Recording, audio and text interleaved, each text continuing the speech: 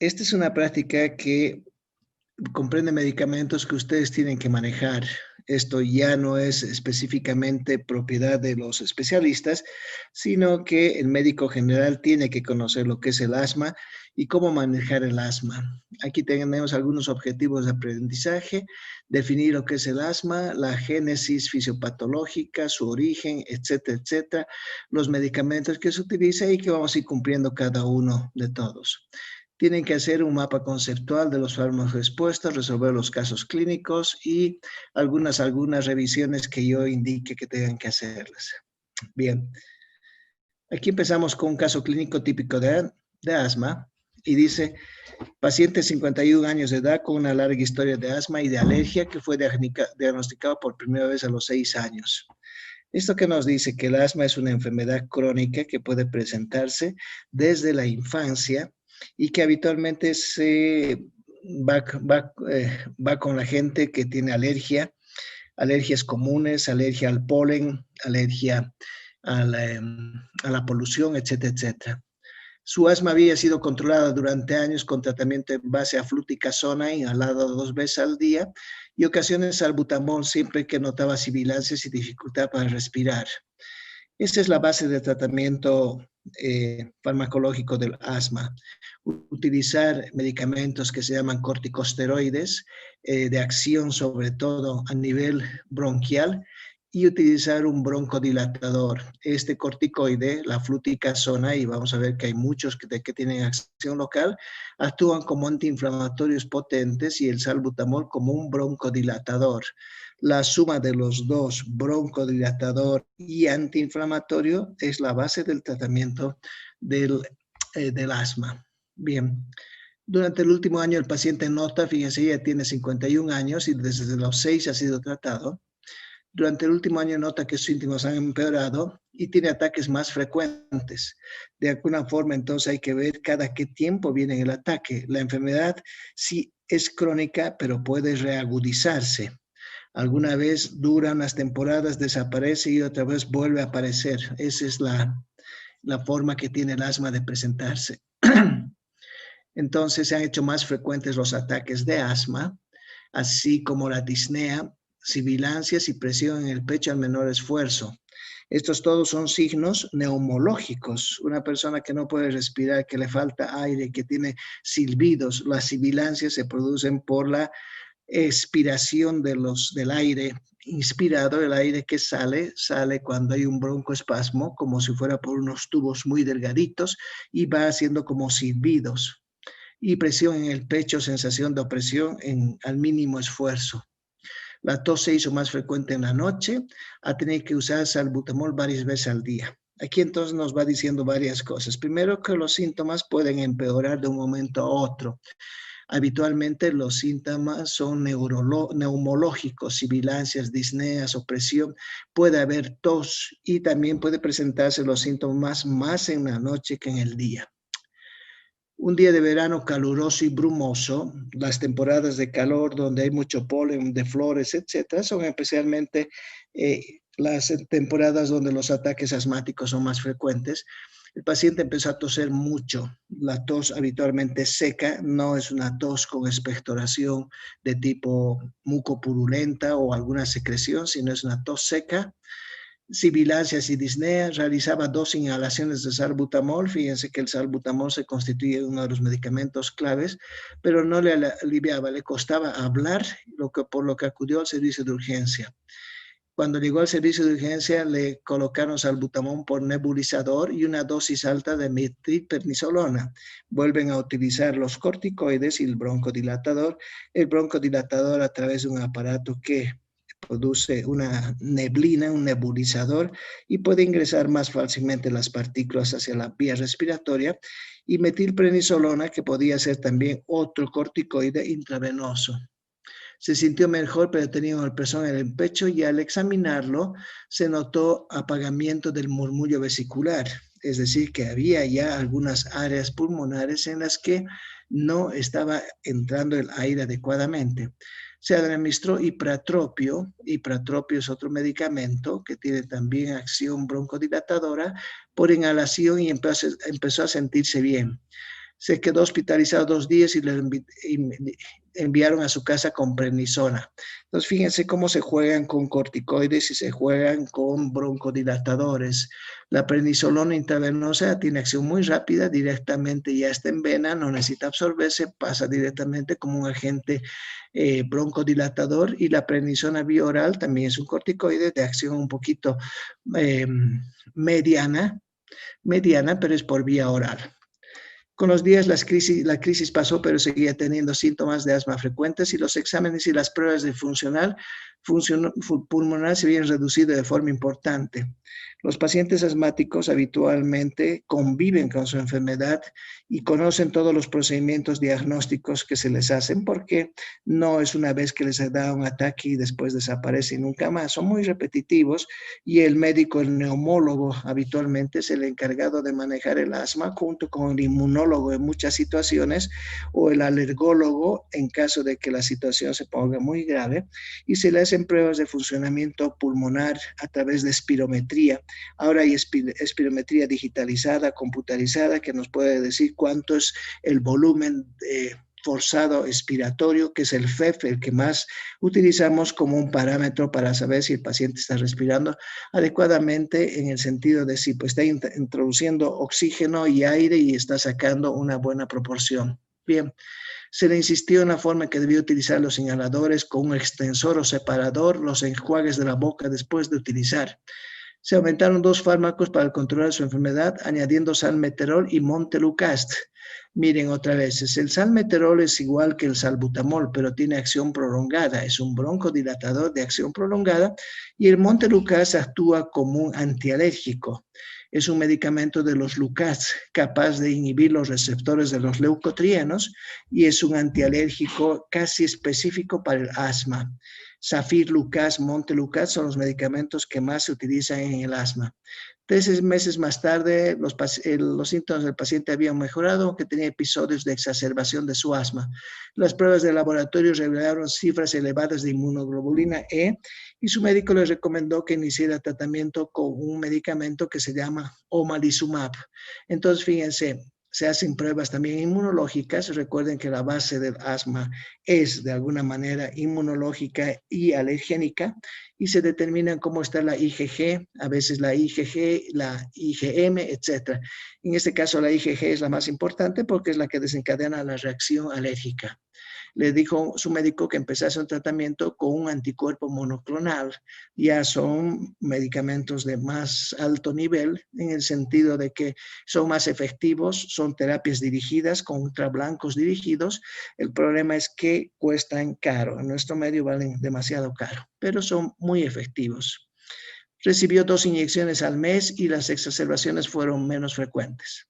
Entonces tenemos un caso típico de un paciente de 51 años que ha tenido una historia larguísima, desde los 6 años, desde que se presentó sus primeros ataques de asma, ha recibido medicamentos basados en broncodilatadores, antiinflamatorios de diferentes tipos, acudió a servicios de emergencia, se colocó un corticoide intravenoso, seguramente se le dio oxígeno, conoce las pruebas de funcionamiento pulmonar, sabe que puede recurrir a otros medicamentos, y al final se le agrega montelukast más y se le indica el omalizumab. Entonces es un manejo que no es estático y habitualmente puede ser progresivo, en el sentido de utilizar los mejores medicamentos.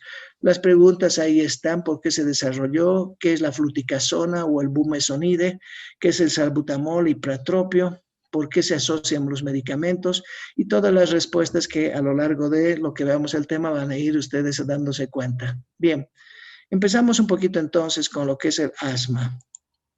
Fíjense, si definimos el asma, hay muchas maneras de definir, pero esta es una de las que me gustó mucho. El asma es una enfermedad heterogénea de las vías respiratorias. Heterogénea significa que no sigue una sola línea. Se caracteriza por inflamación crónica, hiperreactividad ante la exposición de una amplia variedad de estímulos y obstrucción con limitación variable del flujo aéreo. Es una palabra que nos está diciendo, es una enfermedad respiratoria con inflamación a muchas cosas y con estrechez del flujo respiratorio o obstrucción del flujo aéreo. Debido a ello, los pacientes presentan paroxismos de tos, como ataques de tos, disnea, tirantez torácica y sibilancias. Si algo caracteriza al asma es la sibilancia. La sibilancia, vuelvo a decir, es ese sonido que se escucha con el estetoscopio, a veces sin necesidad del estetoscopio, ese sonido como un silbido, de ahí viene el nombre sibilancia, al paciente al pedirle que respire profundamente, que meta aire y que saque el aire por la boca, meta por la nariz y saque por la boca. El momento que sale por la boca sale como si estaría pasando por unos tubos muy pequeñitos, muy angostos y empieza a silbar el aire. Eso se llama sibilancias. El asma es una enfermedad crónica con reagudizaciones episódicos intercalados por periodos asintomáticos. El paciente puede estar unos años asintomáticos, pero puede ser también que haya muchas exacerbaciones. El asma es de preocuparnos porque un paciente que no tenga en su momento los broncodilatadores, los antiinflamatorios, y lo pille en un momento donde hay una reacción alérgica o una carga alergénica muy alta, puede morir. Entonces, el asma es una enfermedad de preocuparse, no es una enfermedad que pasa, que es crónica y nunca se muere. Los pacientes asmáticos se mueren. Bien, los empeoramientos se caracterizan por aumento progresivo de los síntomas que pueden durar desde minutos hasta horas.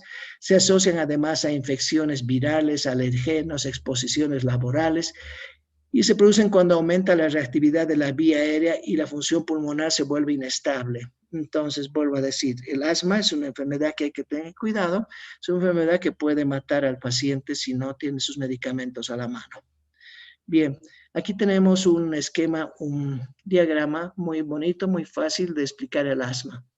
El asma es un proceso inflamatorio crónico de las vías aéreas, cursa con dificultad respiratoria y obstrucción, respuesta inmediata, una hipersensibilidad inmediata de tipo 1 ante alergenos o idiosincrática, y se produce por la liberación de histamina, bradicinina, leucotrieno, CD4 y D4. En una palabra, están inmersos muchos compuestos bioquímicos reactivos que ocasionan eso en el paciente. Hay factores de riesgo de asma, infecciones virales, generalmente los rinovirus, infecciones en los niños, por eso que el asma se presenta en niños muy frecuentemente, exposición a alergenos, el polen de las flores, el pelo de los animales, la presencia de pólipos en la nariz, uso de fármacos, la aspirina es uno de los fármacos que puede producir espasmos o broncoespasmos bronquiales, el frío, los ejercicios, antecedentes familiares, elevación de las inmunoglobulinas. Ahora que estamos en la época del COVID, acuérdense que las inmunoglobulinas juegan un rol importante y las inmunoglobulinas E, que son generalmente reactivas ante un proceso alérgico, están presentes. Bien, la clínica, lo mismo, tos, disnea, sibilancias, etc. Tenemos que se hacen estudios, fíjense, los estudios torácicos son gasometría, radiografía de tórax, test cutáneo, laboratorio y pruebas funcionales respiratorias, donde está la espirometría que ahora es digitálica y los volúmenes esforzados minuto, volumen esforzado y sobre volumen habitual, etcétera, etcétera, que son datos de espirometría que ustedes lo van a conocer con mucho detalle en lo que es neumología. Bien. Clasificación, se clasifica el asma como asma crónica y crisis asmática. Son los dos grandes grupos que vamos a ver ahora mismo en la práctica. El asma crónica es intermitente, hemos dicho que puede originarse a una edad temprana y estar episodios largos sin tener.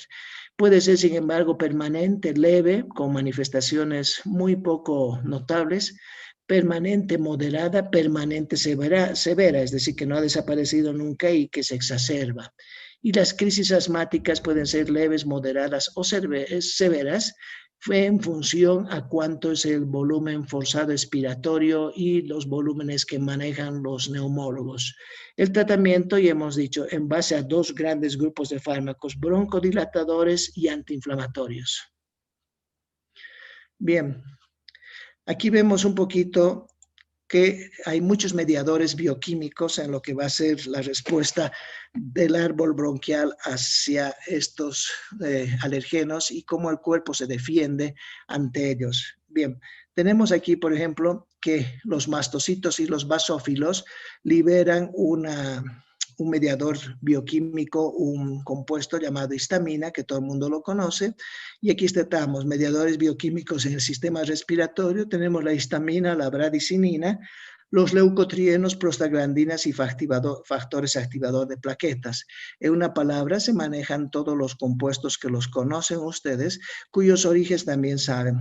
La histamina, si recuerdan ustedes, viene de la histidina, se acumula en los mastocitos, en los basófilos, y por acción de una enzima descarboxilasa, la histidina se convierte en histamina. La histamina sale a la sangre y va a buscar receptores H1, H2, H3. Los leucotrienos son productos de los ácidos grasos esenciales, al igual que las prostaglandinas. En los leucotrienos actúan las enzimas llamadas lipoxigenasas, y también se encuentran leucotrienos en todos los grupos celulares, particularmente de los glóbulos blancos que circulan. Las prostaglandinas, también derivados de ácidos grasos esenciales, particularmente el ácido araquidónico, por acción de las ciclooxigenasas, se encuentran en diferentes células, macrófagos, neutrófilos, células epiteliales. Y el factor activador plaquetas, que resulta del lisofosfolípido.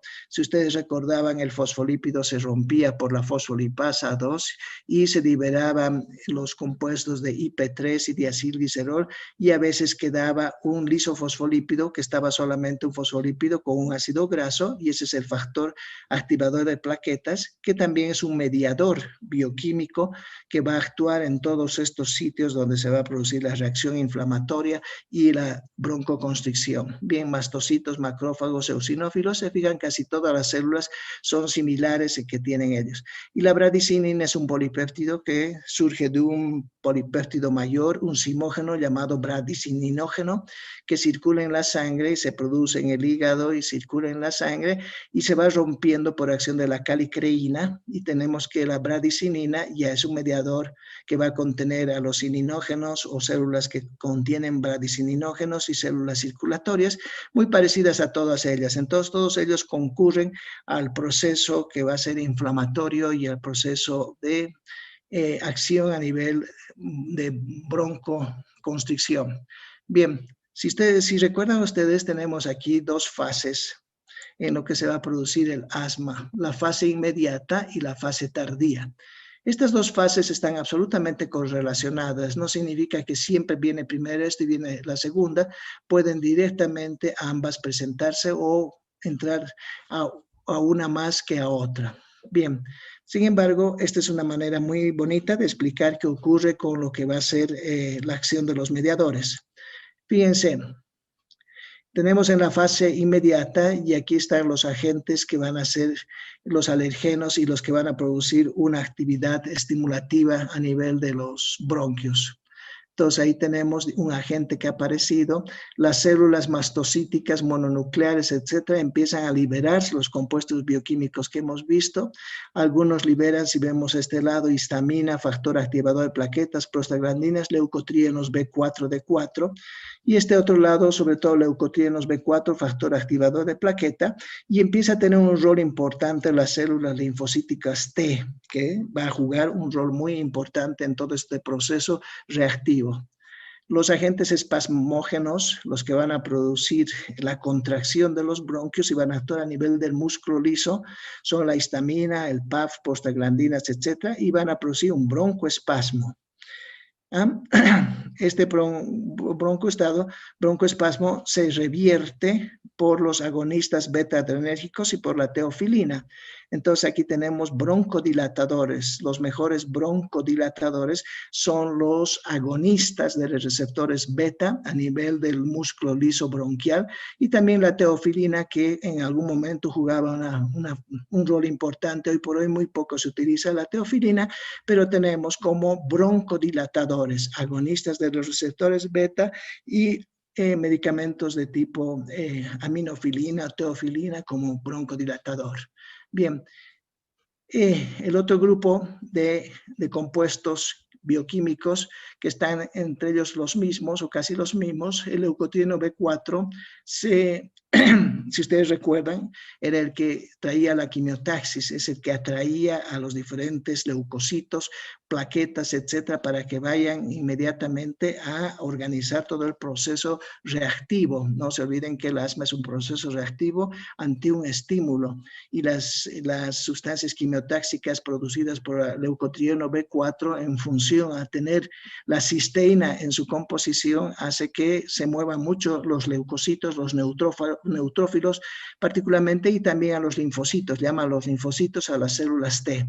Y estos inmediatamente van a hacer liberar citoquinas de las células T. Entonces aquí también participan las citoquinas. Las citoquinas, no se olviden, son mediadores bioquímicos, son polipéptidos, en este caso que se liberan de las células T y activan a las células inflamatorias, particularmente a los eosinófilos, y los eosinófilos ya empiezan a jugar un rol.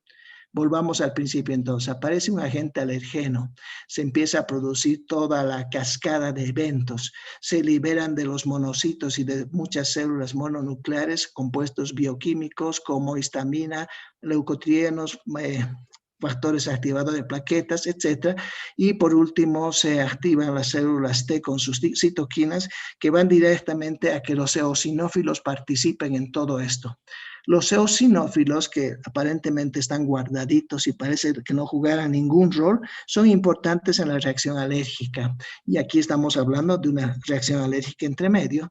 Entonces, los eosinófilos empiezan a liberar otra vuelta leucotrieno C4, D4, factor activador, y liberan unas sustancias químicas propias de los eosinófilos que se llaman MBP y SP. Bien, si vemos este compuesto que son propios de los eosinófilos, son mediadores bioquímicos de la reacción dada por los eosinófilos, van a producir daño en el epitelio. Fíjense, están llegando toda una magma de eosinófilos y van a dañar el epitelio de las mucosas del árbol respiratorio, y eso va a conducir a una respuesta bronquial, a una hiperrespuesta, es decir, va a haber un broncoespasmo. Aquí tenemos broncoespasmo entonces inducido por compuestos químicos propios de los eosinófilos, y aquí teníamos un broncoespasmo inducido por plaquetas, factor activador de plaquetas, prostaglandinas, etcétera, etcétera, y aquí por los compuestos propios de los eosinófilos. Pero también están otros mediadores que son liberados de los eosinófilos, como son los leucotrienos, y estos van a producir una liberación axonal refleja de neuropéptidos excitadores. Estos neuropéptidos excitadores a nivel de la mucosa van a producir inflamación, van a producir vasodilatación, secreción de moco, edema, más el broncoespasmo que estaban produciendo. Tenemos todo el cortejo sintomático de lo que es el asma: inflamación, vasodilatación, edema, moco, secreción, broncoespasmo, que es inducido por diferentes compuestos bioquímicos. Esta inflamación, vasodilatación, va a producir también una respuesta bronquial que se va a traducir en broncoespasmo.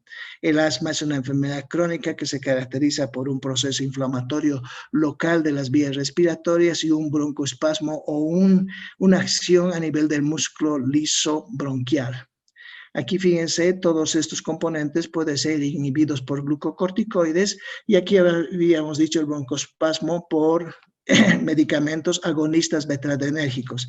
El agonista beta-adrenérgico por excelencia es el salbutamol, y es el clásico que tienen que acordarse. Obviamente las teofilinas también son broncodilatadoras, junto con los glucocorticoides, que hemos dicho que son medicamentos que van a inhibir a la fosfolipasa 2 y van a impedir la liberación de ácido araquidónico, y al no haber ácido araquidónico no va a actuar la COX, no van a haber leucotrienos, no van a haber prostaglandinas, etcétera. Tienen un rol importantísimo. Los corticoides se van a dividir en corticoides de acción específicamente local para el árbol bronquial y corticoides de acción sistémica para otros sitios. Y se puede hacer también prevención de tanto el broncoespasmo como la secreción e inflamación utilizando unos medicamentos preventivos que se llaman cromolin sódico y nedoclomid sódico, que son los mismos, son preventivos, medicamentos para prevenir ambos procesos. Entonces, si se fijan, esta diapositiva, esta gráfica es extraordinariamente preciosa, muy clarita en cuanto a los eventos moleculares fisiopatológicos que van a producirse en el asma. Bien, aquí vemos un poquito el rol de las células T. Les había dicho que las células T jugaban un rol muy grande porque ellos prestaban sus citoquinas. Entre medio de las citoquinas van a ser las interleuquinas y estas interleuquinas van a jugar un rol importante. Veamos un poquitito. Aquí tenemos la vía respiratoria normal, este es el epitelio de la vía respiratoria. Aquí están las células calciformes, las células presentadoras de antígeno, y ahí está un epitelio normal bronquial. Vienen unos alergenos, estas bolitas son los alergenos, e inmediatamente las células presentadoras de antígenos se activan. No hay una sola, hay cientos de miles de células presentadoras de antígeno que inmediatamente buscan a una célula T indiferenciada. Ahí el rol de las células T, por favor, de los linfocitos T. Y este linfocito T reacciona con la célula presentadora y empieza a, es un CD4, esta célula T indiferenciada, y empieza a liberar interleuquinas. Fíjense, la interleuquina 4, la interleuquina 2. Cada una tiene un destino. Vamos a ver esta interleuquina, por favor. Interleuquina 4. Esta interleuquina busca los linfocitos ya más activos, más diferenciados, porque estos de aquí arriba eran indiferenciados, y aquí tenemos unos linfocitos TH2 que se llaman, que se activan. Los TH2 activados por la interleuquina 4 a la vez activan a muchas citoquinas, donde están nuevamente interleuquina 4, 5, 6, 9, 10, 13, etc. Estas citoquinas se dirigen a los eosinófilos, a los mastocitos y a las células plasmáticas que van a aportar a la inmunoglobulina E. Estos eosinófilos empiezan a liberar leucotrienos y otra vez citoquinas, los mastocitos liberan histamina, leucotrienos y las células plasmáticas sus inmunoglobulinas E.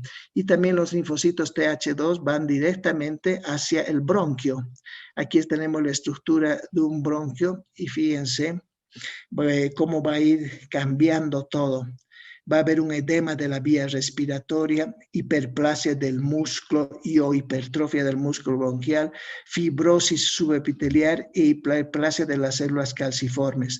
Y la luz se va a ir dañando. Fíjense, esta es una luz bronquial dañada o llena de citoquinas debido al asma. Y aquí, contrariamente, si vemos comparativamente, es una vía respiratoria normal sin asma.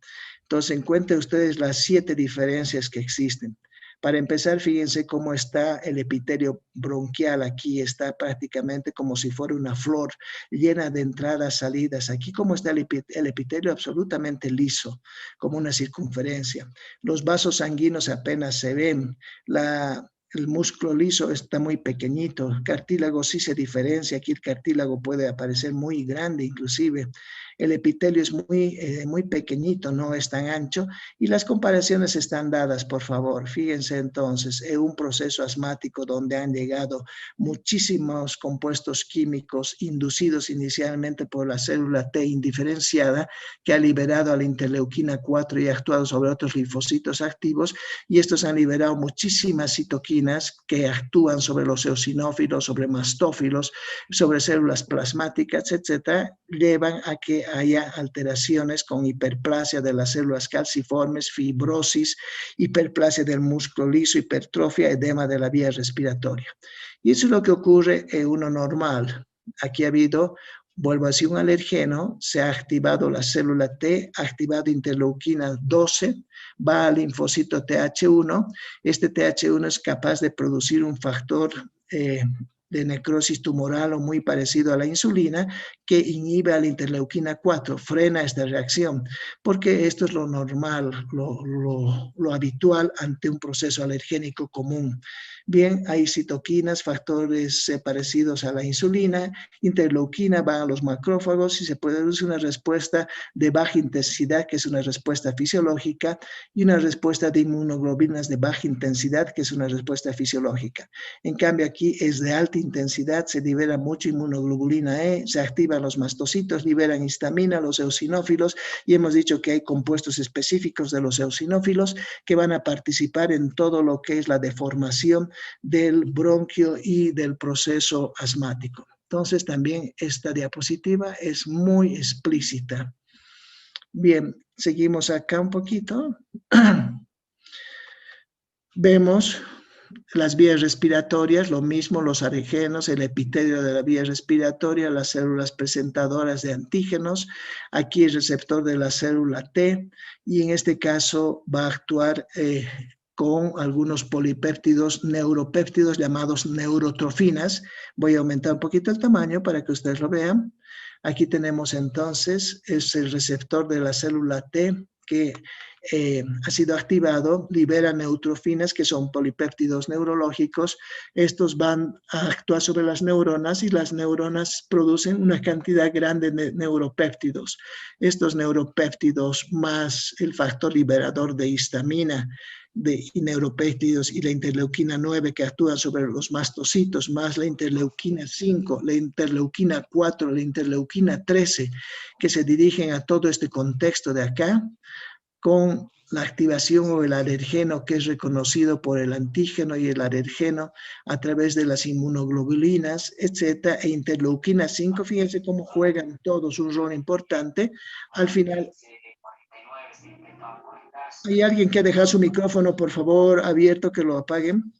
Hasta que al final se liberan todos los compuestos que hemos visto, histamina, leucotrienos, citoquinas, factores activador, y producen todo esto que está aquí. Una reacción asmática, broncoconstricción, edemas, hipersecreción, inflamación, remodelación de la vía respiratoria, reacción asmática aguda, broncoconstricción, edema de vías respiratorias, producción de moco, todo inducido, fíjense, por todos estos compuestos que están entre medio y que ustedes lo pueden analizar con mucho detalle y con mucha calma, por favor. Receptor de la célula T, los linfocitos T como juegan un rol importante, las inmunoglobulinas E adheridas a algunos linfocitos con sus anticuerpos y cómo van a actuar para que se produzca liberación desde los mastocitos de histamina, leucotrienos, factor activador, etcétera, etcétera, etcétera. Bien, es un texto que quiero que lo lean, por favor, toda la leyenda que tiene ahí. Aquí vemos un poquito lo que van a ocurrir ya algunos medicamentos que vamos a utilizar en el asma. Fíjense, aquí tenemos una célula común y corriente, una célula de las células del epitelio bronquial. Aquí está el núcleo, el citosol, y se están produciendo ácido araquidónico. El ácido araquidónico produce las prostaglandinas. ¿Quién activa los ácidos araquidónicos que están en los fosfolípidos de la membrana? La fosfolipasa 2. El ácido araquidónico, por lo tanto, se convierte en prostaglandina por acción de la ciclooxigenasa. El ácido araquidónico inmediatamente va a convertirse en leucotrienos por acción de las lipoxigenasas y los leucotrienos van a formar los leucotrienos que conocemos, el leucotrieno B4 por un lado, el leucotrieno C4, el leucotrieno D4, con la asociación de glutatión. Una vez que tenemos los leucotrienos, aquí fíjense, aparece un medicamento que se llama Sileutón, que es inhibidor de la enzima 5-lipoxigenasa. Y aquí aparece el ácido acetil salicílico o la aspirina, inhibidor de la ciclooxigenasa. Este medicamento inhibe la ciclooxigenasa, no se forman prostaglandinas. Este medicamento, Sileutón, inhibe la 5-lipoxigenasa y no se forman los leucotrienos C4, B4, D4, etc. Una vez que los leucotrienos se han formado, empiezan a salir, van al espacio extracelular. Aquí los leucotrienos C4 experimentan algunos cambios, se convierten en D4, E4. El leucotrieno E4 no se olvide que tienen cisteína, que es lo que más nos importa por la cisteína que porta, y va directamente a las vías respiratorias. Y aquí tenemos que se llaman receptores para los leucotrienos, a los C4, D4, E4, y son los receptores de tipo 2, muy parecidos a todo lo que habíamos visto, asociados a la proteína G. Inmediatamente el receptor reconoce a la cisteína o tiene un receptor reconocedor de la cisteína del leucotrieno 1 o de los leucotrienos estos de acá, y tenemos medicamentos capaces de inhibir a los receptores de los leucotrienos, que son el Montelukast y el Zafirlukast. Entonces aquí es una diapositiva muy bonita y al no haber leucotrienos en las vías respiratorias no hay todos los procesos. Obviamente si los leucotrienos hacen contacto con sus receptores LT1, vamos a tener contracción de la musculatura lisa, migración de, aquí vamos a agrandar un poquito, migración de eosinófilos, edema de las vías respiratorias. Y aquí por el leucotrieno B4, fíjense que este es específico, el B4, actúa también sobre un receptor que se llama BLT1, este es la cisteína LT1, también un receptor de tipo 2 sobre los leucocitos y promulga la quimiotaxis, es decir, hace que empiecen a moverse y a llegar todos los compuestos para que se produzca la reacción. Bien, es también una diapositiva muy linda. Aquí vemos cómo vamos a enfocar el tratamiento del asma. Y el tratamiento clínico del asma tenemos que hacerlo en función a la gravedad del asma. Ver si es un asma leve, si es asma persistente, si es asma moderada o es asma persistente grave. Aquí están las características clínicas, cómo se presenta cada uno y los alivios a corto plazo, qué medicamentos se utilizan. Si se fijan ustedes, todo a corto plazo son agonistas de acción corta. El agonista de acción corta por excelencia, hemos dicho que es el salbutamol, y el salmeterol es agonista de acción larga, agonista beta. Ahí tenemos agonistas que se utilizan a demanda para tratar. Y a largo plazo no es necesaria medicación. Cuando es intermitente leve se produce 1 o 2 veces a la semana. Algunas exacerbaciones, función normal. No es necesaria otra medicación que el salbutamol. Aquí cuando ya es persistente, más veces se presenta, se puede utilizar además del salbutamol para acción corta, corticoides inhalados a dosis bajas.